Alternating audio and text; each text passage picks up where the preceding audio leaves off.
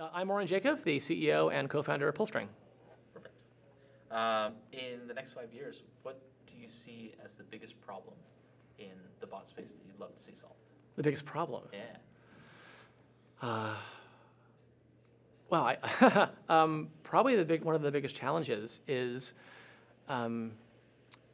human conversation, both in text and voice form, is very nonlinear. And pick any dinner conversation you've had recently, or fight with your parents on the phone, or politics, perhaps, as I may or may not have. And the ways that topics change back and forth is very free-flowing, very quick. Small segments of conversation are often coherent, but across a 5-minute span, you'll touch on 17 different topics. To reliably be able to follow that on the computer conversation side, text or voice form, is hard. And also how bots handle changes in topic, changes in emphasis, and returning back to previous topics and threads in conversation is really tricky to handle. So I think as a challenge for the field, that stands apart as true of human conversation, and computer conversation is not yet there. That's a good answer. I remember seeing the conversation flows that I made out of some people's bots, and they were an absolute mess. Yeah, what's going on? Yeah. It's hard enough for me to follow. Well, just to add one more sentence to that, the way we segment the tasks we have, like on an iPhone, with an Uber app and Google Maps and Mail and Twitter and texting, or the way you segment tasks on a desktop computer with Photoshop versus Mail versus Chrome. That's not true in language.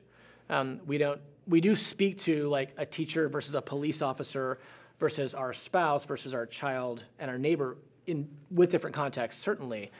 But when chatting with a neighbor on the street, walking your dog, you can talk about a lot of things in that conversation. And the rigorous differentiation between apps, desktop and mobile, or websites, is very clear.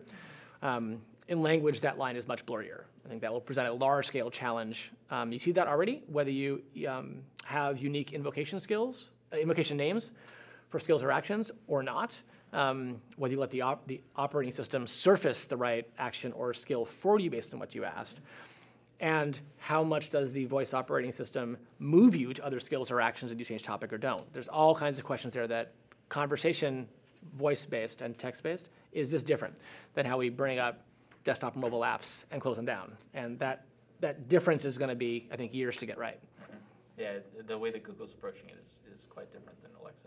Yes. In some ways could be good, but in other ways. We don't know right now. I don't know. And I think we'll have to see in market a year or two or three. You asked about a 5-year event horizon. I think it'll take a couple years, and a lot of us using both those systems to see which one both is more natural to use over time, but also which one allows like the third-party developers who are contributing to the system to embellish it more successfully. Mm-hmm. I don't think that's a number of raw skills or actions. That is one measure, but how effective that voice interaction is, both from the, I bought that in Amazon or I asked Google this question, I get that'll happen quite well. But as I maneuver through ordering pizza, calling an Uber, asking a history question, playing some streaming Spotify and something else as well too, and just be mad my chicken burned on the stove, as those things all play together, which one of those things more successfully engages us in our houses, I think remains to be seen. Yeah, and the oh, by the way, to context switch and then go back. Yep. Without. You're late for piano lessons. And what's my timer for my kitchen left? Yeah, like, exactly. Right. All of that stuff is just like, but then there's also the trust for the app developer to be like, I'm not going to get left on the curb if I put some time into this thing. Right. Because you're just going to context switch all over the place. I'm like doing nothing. How that all plays out is to be seen. Yeah, yes. Exactly. It's a tough problem. That was that one. Can you describe that aha moment that you had in the voice space and what really got you kind of into the field? Very, very clearly. Unboxed our early Amazon Echo, plugged it in, spent the 2 or 3 minutes setting it up. Hey Alexa, what's the weather? Bum, bum, 64 degrees. I live in Piedmont and East Bay.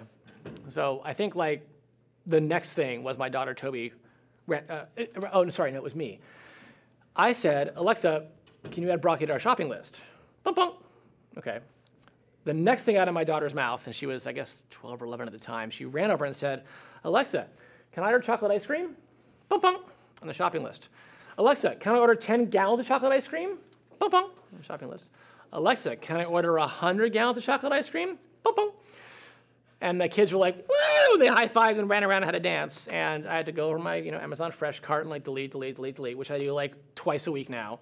So the kids regularly order 1,000 pounds of chocolate cake, 5,000 boxes of cookies, and because they think that it's funny to do that, and it is funny. And but it was not like 42 seconds from I turned it on, asked it the weather, asked for broccoli.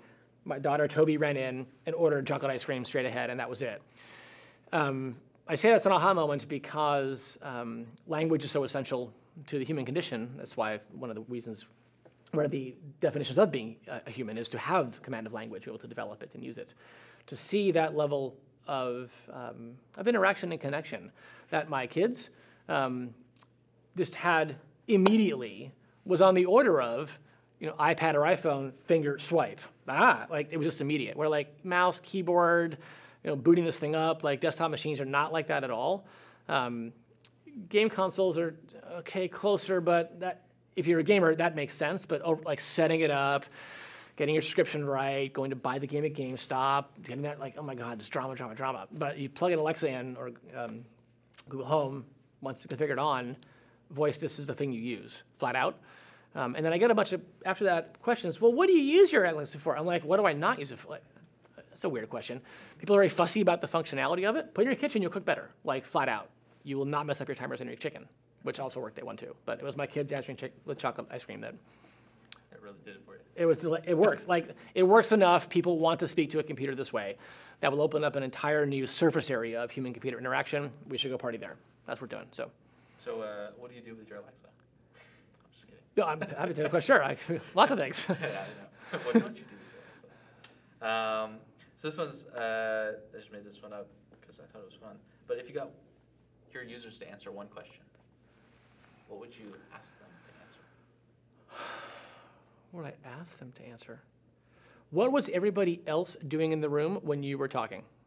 When you were in your discussion, or people build things in pull-string software, and they build lots of things.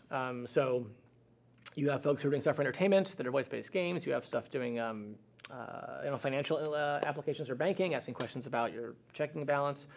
Some doing stuff in brands, representing them as a customer. All kinds of stuff gets built.